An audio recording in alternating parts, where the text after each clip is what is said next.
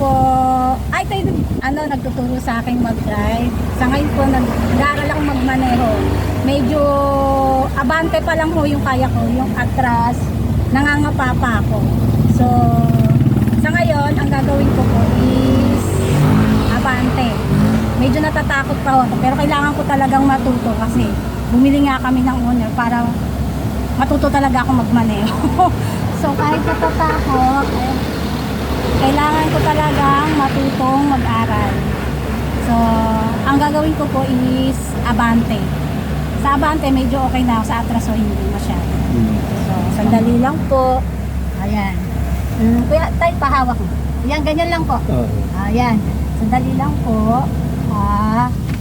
Ito po.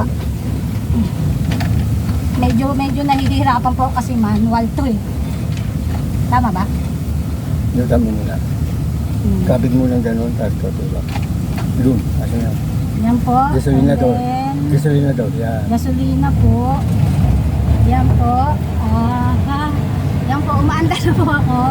So, manual po kasi, kaya medyo nahihirapan po ako. Hindi po siya automatic.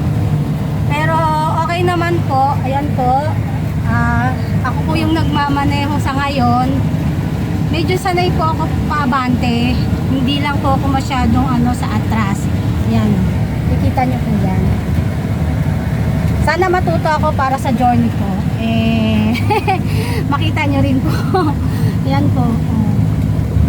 Yan. Yan po. Yan.